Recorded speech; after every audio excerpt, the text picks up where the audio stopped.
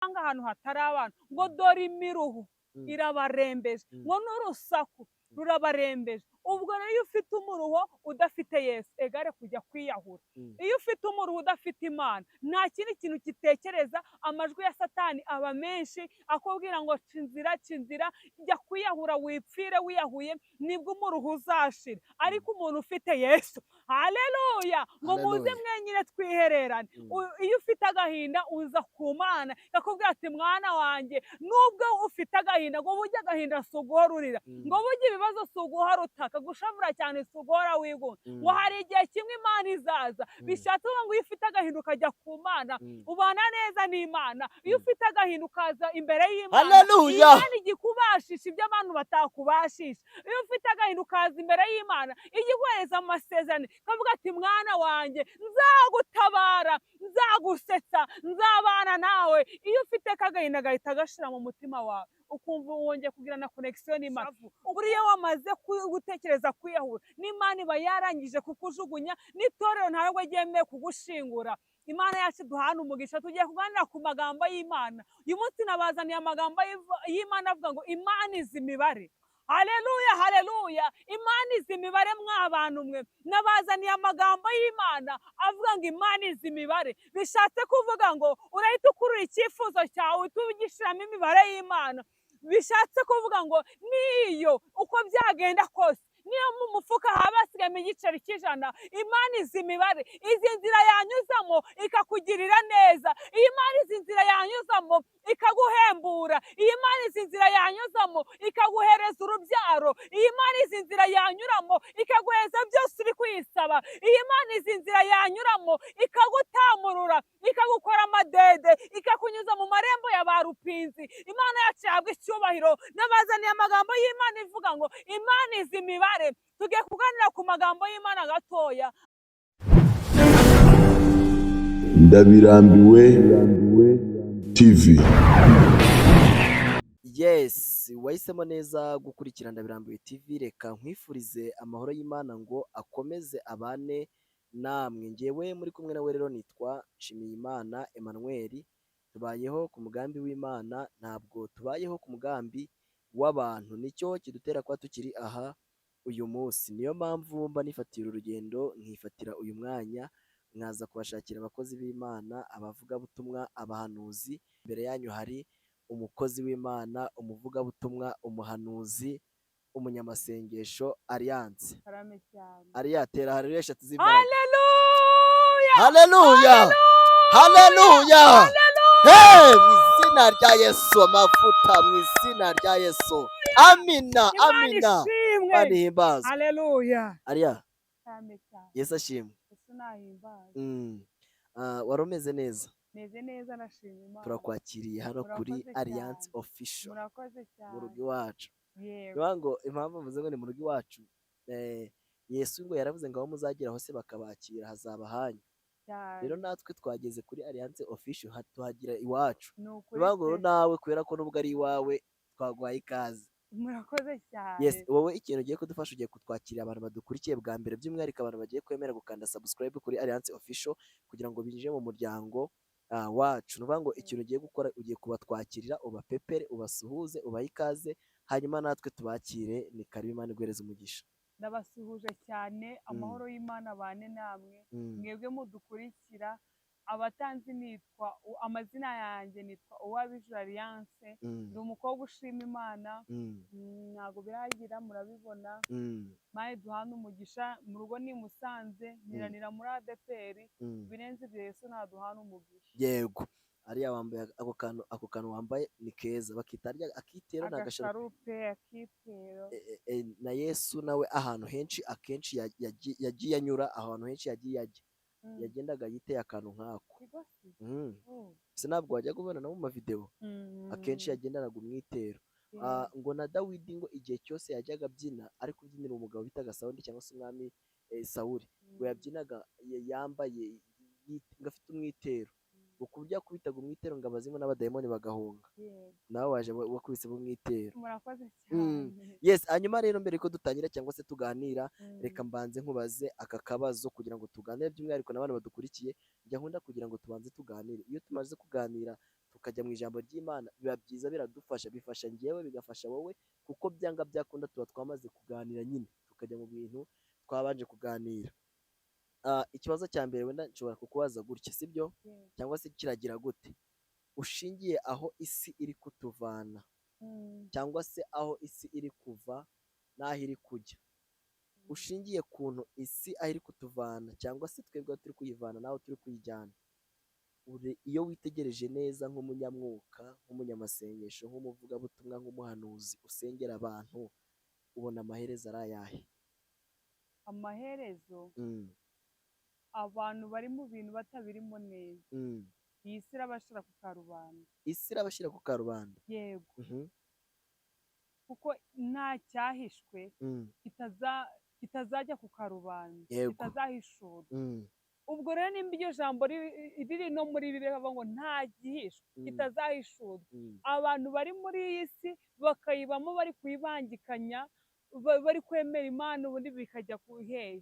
Bishatse ngo iyi si nta muwe, iyi si nta miyaga, iyi si ntiyakugendamo umwenda, kirazira. Icyo nkundira iyi si hamwe n'igihe ni ibintu bitakugendamo umwenda. Bishatse kuvuga ngo nimba iyi viziyo uko uri kuyitwaramo, amaherezo tuzabimenya.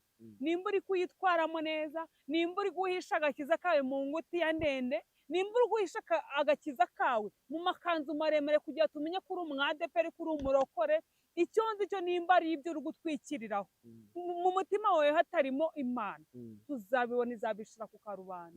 Nimba iyi si uri kuyibamo neza ukayivanamo n'Imana, iyi si izakwitura ingororano. Ingororano z'abantu bizera ni ubukire n'ubugingo. Bishatse kuvuga ngo nawe uzahirwa, Imana iduhana umugisha. Yego. Ejo sinzi niba warabonye agafoto k'umwana w'umusore w'imyaka 20 wagiye kwiyahura. Wiyahuye ariko wa mudayimoni nayibonye. Ye byanteye n'ikibazo. Ubundi kankubwira, umuntu uhitamo kwiyahura ni umuntu udafite Yesu. Buriya kuba mu Mana ni ibintu biba biryoshe, ni ibintu mbese uba wumva ari ibintu by'ibisukari gusa.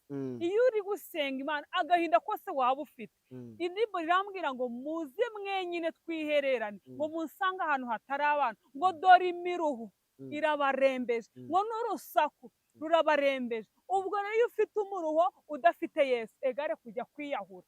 Iyo ufite umuruho udafite Imana, nta kindi kintu gitekereza. Amajwi ya Satani aba menshi akubwira ngo cinzira, jya kwiyahura, wipfire wiyahuye, nibwo umuruho uzashira. Ariko umuntu ufite Yesu, haleluya, ngo muze mwenyine twihererane. Iyo ufite agahinda uza ku Mana, yakubwira ati mwana wanjye, nubwo ufite agahinda, ngo burya agahinda si uguhora urira, ngo burya ibibazo si uguhora utaka, gushavura cyane si uguhora wigunga, ngo hari igihe kimwe Imana izaza. Bishatse ngo iyo ufite agahinda ukajya ku Mana, ubana neza n'Imana. Iyo ufite agahinda ukaza imbere y'Imana, Imana igikubashisha ibyo abantu batakubashisha. Iyo ufite agahinda ukaza imbere y'Imana, igiguhereza amasezerano, kavuga ati mwana wanjye, nzagutabara, nzagusetsa, nzabana nawe. Iyo ufite agahinda gahita gashira mu mutima wawe, ukumva wongeye kugira na connection n'Imana, ukumva wongeye kugira papasi mu buzima bwawe, ukongera ukagira na plan B. Kuko iyo watekereje kwiyahura nta bindi bitekerezo uba ufite, ariko iyo wamaze guhitamo Imana uba ufite ikindi cyerekezo cyo kubaho. Imana iduhane umugisha. Imana iduhane umugisha. Ariya, wenda tudatinze cyangwa se tutavuze amagambo menshi, ndagira ngo udufashe udusobanurire kuri iki kintu neza. Ubundi kugira ngo umuntu atekereze kujya kwiyahura, cyane ko bavuze kuri mwana w'umusore kugira ngo yiyahure, ngo ni agahinda k'ababyeyi yari afite. Wafashe umwanya wo kwiyahura, icyo gihe aba yabaye ikivume, ni agahinda bafite. Ariko mukankubwe ngwino kuri Yesu, niwe ujya umara agahinda, niwe ujya umara intimba n'agahinda, niwe ujya umara ishavu. Buriya wamaze gutekereza kwiyahura, n'Imana iba yarangije kukujugunya, n'itorero ntabwo ryemeye kugushingura. Imana yacu duhana umugisha. Tugiye kuganira ku magambo y'Imana. Uyu munsi nabazaniye amagambo y'Imana avuga ngo Imana izi imibare. Haleluya, haleluya. Imana izi imibare mw'abantu mwe. Nabazaniye amagambo y'Imana avuga ngo Imana izi imibare. Bishatse kuvuga ngo urahita ukurura icyifuzo cyawe tugishiramo imibare y'Imana. bishatse kuvuga ngo niyo uko byagenda kose, niyo mu mufuka haba hasigayemo igiceri cy'ijana, Imana izi imibare, izi nzira yanyuzamo ikakugirira neza, iyi Imana izi nzira yanyuzamo ikaguhembura, iyi Imana izi nzira yanyuzamo ikaguhereza urubyaro, iyi Imana izi nzira yanyuramo ikaguhereza byose uri kuyisaba, iyi Imana izi nzira yanyuramo ikagutamurura, ikagukora amadede, ikakunyuza mu marembo ya ba rupinzi. Imana yacu yahabwa icyubahiro. Nabazaniye amagambo y'Imana ivuga ngo Imana izi imibare. Tugiye kuganira ku magambo y'Imana gatoya, ariko mureke tubanze dusenge.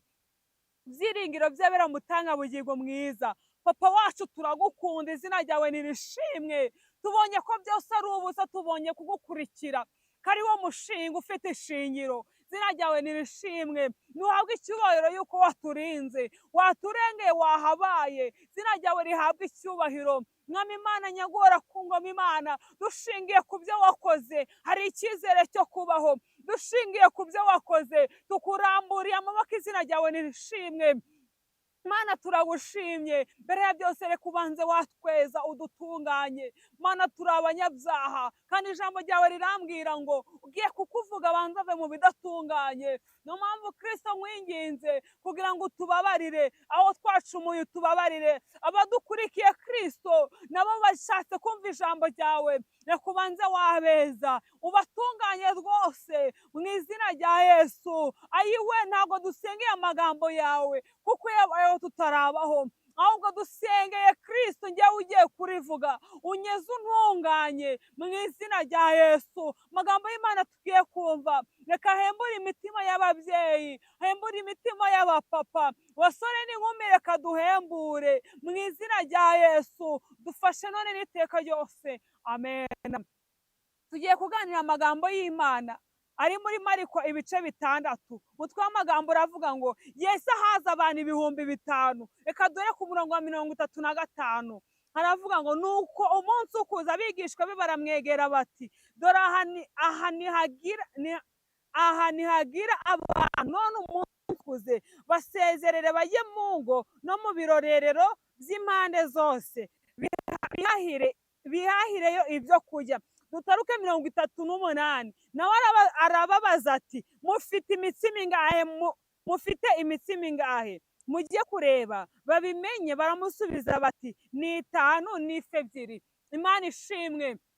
Iki ni igihe Yesu yari yagiye kubwiriza, aragenda ajya mu butayu, ngo abantu benshi baramukurikira. Imana ishimwe, ngo bamaze kumukurikira, ngo umunsi urakura, ngo umunsi umaze gukura, ngo abigishwa be baramubwira ngo Yesu we, ngo igihe cyagiye, amasaha yakuze, ngo sezera abantu batahe, ngo bamwe bajye mu birorerero, abandi bagende kuruka nyine nk'abantu bananiwe, kuko inzara ni nyinshi, kandi aha ni mu butayu, nta byo kurya bihari, ndetse nta kintu cyo kurya gihari, haleluya, nta n'amazi, nta cyiza kiba mu butayu, nta n'ikiza kiba mu butayu. Imana nishimwe. Ngo maze ngo abigishwa, ngo Yesu arabareba, arababwira ngo mwebwe noneho mufite iki? Ngo baragenda barareba, barabwira ngo dufite amafi 2, ngo n'imigati 2. Imana nishimwe. Ngo bamaze kubimenya, haleluya, Imana izi imibare, Imana izi imibare. Ntabwo iyobewe umubare w'ibyo uri gusengera,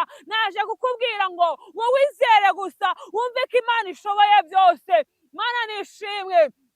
Ngo maze Yesu ngo arababwira ngo nimubimereze, barangije ngo barabizana, aravuga ngo nimubicaze.